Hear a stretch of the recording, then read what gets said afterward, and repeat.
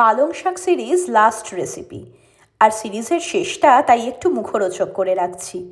বাঙালি মানেই খাওয়া দাওয়া জমজমাট হওয়া চাই, তাই আজকের ডিনারে থাকছে পালক পুরি।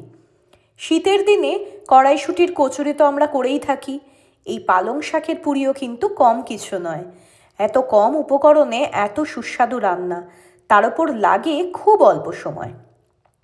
প্রথমেই একগুচ্ছ পালং শাক ধুয়ে পরিষ্কার করে নিয়ে নুন জলে বেশ ভালো করে সেদ্ধ করে নিতে হবে। এবার ওই 1 ইঞ্চি মতো আদা একটু টুকরো করে নিলাম।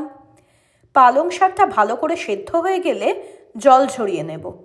এবার ওই সেদ্ধ শাক, কেটে রাখা আদা, 2টো কাঁচা লঙ্কা আর অল্প একটু চিনি একসাথে ব্লেন্ড করে একটা স্মুথ পেস্ট বানিয়ে নিলাম। এদিকে একটা বোলে ময়দা নিয়ে তাতে অল্প নুন, চিনি আর সাদা তেল দিয়ে খুব ভালো করে ময়ান দিয়ে নেব।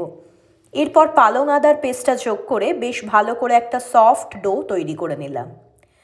ডোয়ের ওপর অল্প একটু তেল মাখিয়ে 15 মিনিট মতন রেস্টে রাখতে হবে। 15 মিনিট হয়ে গেলে ছোট ছোট লেচি কেটে তেল দিয়ে লুচির মতো করে বেলে নিলাম। তেল গরম হয়ে গেলে মিডিয়াম টু হাই ফ্লেমে ফুলকো ফুলকো পালক পুরি ভেজে তুলে নিতে হবে। এই গরম গরম পালং শাকের পুরির টেস্ট একেবারে স্বর্গীয়। শীতের রাতে আপনিও এইভাবে গরম গরম পুরি ভেজে নিন আর পরিবেশন করুন আপনার পছন্দসই পদ দিয়ে। আমি পরিবেশন করেছি শুকনো শুকনো আলু মটরের ঘুগনি আর মেথি মালাই চিকেনের সাথে। আহা, আজকের পালক পুরি দিয়ে ডিনারটা কিন্তু একেবারে জমে গেছে।